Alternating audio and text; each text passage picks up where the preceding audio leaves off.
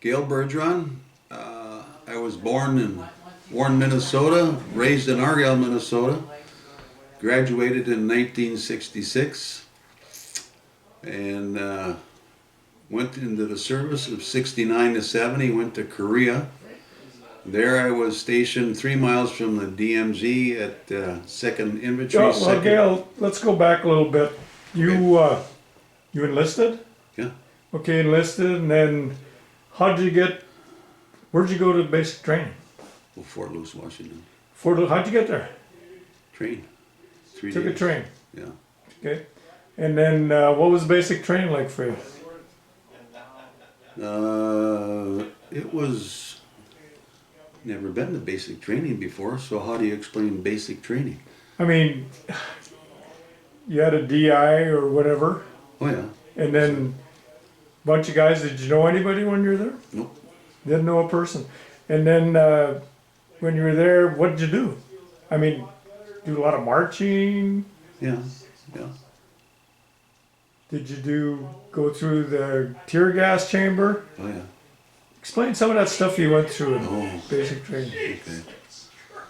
Oh, I'm trying to remember it. Okay. Start over. No, Oh, go on. is it still going? Yep, Oh.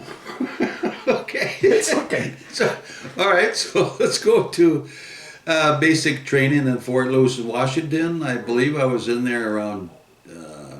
I believe I left January 6th of '69, and went through basic and did a lot of marching. We were in Fort Lewis, Washington, where it rains a lot or it gets sunshine. So you walk a block, put on your rain gear, walk another block, and take it off. It gets hot. Yeah, a lot of marching, running around. Got to meet a couple guys over there. David Beninsky came and seen me, and He was in the army then? yeah, he was in the army. He was in AIT then. But yeah, and from there I went to Fort Lee, Virginia for what do they call that again? Advanced infantry training. So therefore I was a cook over there in Fort Lee, Virginia. Learned how to cook, did some meals, did a lot of mess tenting, worked in a mess hall that served about 3,000 or 4,000 GIs every meal. So learned a lot of KP, learned how to wash pots and pans. And from there I came home for 2 weeks and As a cook, you had to do KP? oh yeah, yep, learning how to cook. Everybody pull KP, no matter who you are or what you are. So I came home 2 weeks later, went back, got So orders. you went home from AIT? Yep. Did you have your orders for anywhere at that time? I think so. Did you get your orders for Korea then, or? Yep, that was orders for Korea. Yep. So then got on a plane. 18 hours later, Where did you get on the plane at? it was Fort Lewis again. You went to Fort Lewis to get to Korea? Yep, Wow, long way around. a long ways around. Yeah. Do you remember some of the stops you made on the way to Korea? We stopped in Japan for just a refuel. That was it? That was it. Yep. Then we flew over. And do you remember what month that was? No, I don't remember a month. So January you went in, so it must have been about 6 months later. Yep, yep. Went in. Yep. So you get to Korea, where'd you land in Korea? Well, you hear these little things in the air, or when you get in the air or flying, and sometimes they say that, well, you're going to go to Vietnam instead of Korea. So that was a scuttlebutt on the plane. So as we landed, sure enough, there's machine guns out there. They're looking like Vietnamese out there, but they were Korean. So they were playing with you. Yeah, yeah. So we landed in Korea, or in Seoul, around Seoul. So we get our orders to go up to 2nd Medical Infantry Division, 3 miles from the DMZ. And there I was a cook. We had a lot of fun. We'll get to a lot of media, a lot of Koreans, which were nice people. And all the Koreans that worked for us were KPs or did dining room orderly kind of stuff. Served the coffee and the plates and stuff. And did a lot of cooking. Thanksgiving was special. Thanksgiving, a lot of the GIs went down to around town. Pawnee was the town, and they would bring back all the kids, orphanage kids. So we got to serve all the orphanage kids for that, and Christmas also they did that for them. Like I said, it was a lot of fun. We went down to Seoul, went to a Korean wedding. We got to know a Korean real well. And his sister was getting married, so he invited us down, 4 of us, and had a good time. At the wedding, when we were leaving, we got a gift. We gave them a gift also, but they gave us a gift also for coming. And what it was a box of Tide soap. Trying to tell you something? Yeah, well, whatever. But anyway, yeah. So that was fun. So what'd you live in when you were in Korea? We had huts, army huts. They were made out of tin, that kind of deal. And the winters were just like here, getting cold, 20 below. We'd go bivouacking. So what was the heaters? You had gas heaters or coal? Yeah. Or? Yeah. I was lucky when I sent money home. At that time in Argyle Bank, you could put money in and you can either get an electric blanket or a clock. So we knew the winters were pretty cold. So I told Eleanor to send me an electric blanket. There was only, Your mother? Yep. Yep. There was only 2 of us out of 60 guys in that barracks that had electric blankets. So otherwise it was kerosene stoves, and you filled it up at 6, and at midnight it would go out. Somebody other than me would get up and restart all winter long.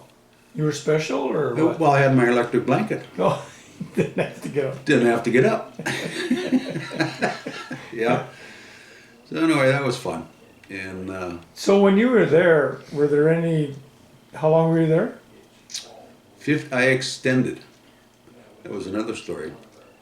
We'll get to that, but Okay. so when you were there, now I forgot where I was gonna go. Were there any incidents, like the North Koreans doing anything at the time? Yes. First night there, my first stay at the compound, I had to pull guard. From, I think it was, if I remember right, 4 to 6 or 8 in the morning. And about 6 o'clock when the sun started coming up, there was a ton of people walking down the road with torches. And what they were looking for, a North Korean came across at that time. Soldier or? Yeah, it was a soldier. His job was to go down to Seoul and kill the president. That's their job when they come across. So these people were looking for him because there was like a $5,000 bounty on him. So the whole town went out and looked for this guy. They didn't find him, evidently. But you could just watch the people come by with all their torches and kerosene lamps and stuff like that, looking for this guy all night long. And that was my experience. First night there, I go, holy cow. Were there any other incidents? Nope, that was the only one when I was there. Yeah. Okay. And then you were going to tell another story about... Well, when we got there, you process in, and the processing was you go into this little room.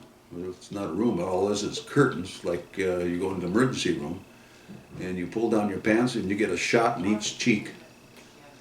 And then you pull up your pants and you sit down with this guy and he says, you're here for 13 months, and if you want to extend 2 more months, you can get 6 months early out. So Kenneth Bergeron always told me to sit down Your and dad? read. Yeah, my dad. told me to always sit down and read whatever you do. So I started to sit down and read a 2-page fine print, and the sergeant looked at me and says, "Listen, you dumb SOB, smarten up, write your name on here, you will get out 6 months early." That's what I did, and yes, I got 6 months out early. Yeah, and it was a good experience. I wish we would still have the what do we call it? Draft. I still wish everybody still should go When into you it. were over there, though, they must have introduced the lottery, right?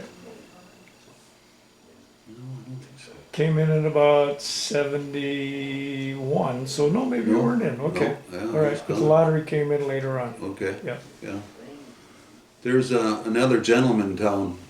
He was over there at the same time I was, also. Same time. Somebody you knew, or Didn't know him until he moved to Thompson. somebody from Thompson, where you live now? Yes. Yeah. Yep. Yep. And so you came back to the States. Where'd you come into? Back to Fort Lewis, Washington. Okay. Came back, got off the plane, and it was like 2 or 3 in the morning. And we had New York strip steaks, baked potatoes, the whole works. Really good. So Really good. you were processed out at that time? Yes, processed out. Yep, So when you flew home, did you have to fly home in your Class A's, or yep. did, Oh, yeah. did you notice it was during the Vietnam conflict, and there were a lot of people that didn't agree? Did you have a hard time going through No, airports? never experienced any of that. No, I did not. Well, that's good. Yeah, I was lucky. So then you got home and Helped Dad on the farm again till fall, and beet harvest was over, and so I started looking for a job, and I got a job at the Holiday Inn here in Grand Forks. I cooked there for a year. I was a chef there for 2 years, and then when I left there, I went to Desatel Steak and Stein, and I was a chef there for 8 years. And then after that, Bob Desatel sold the Steak and Stein, and the owners were different people than what Bob was, of course. So then I got out of there and went to, the University of North Dakota, and worked there as a kitchen manager for 26 years, and that's when I retired over there. so Gayle, is there anything you'd have done different with your military career, or your? No, I was happy to be a cook and learned a lot of stuff. What was your rank when you got out? I was E5. So you're sergeant specialist. Yep, E5. And is there anything you want to add to your military career?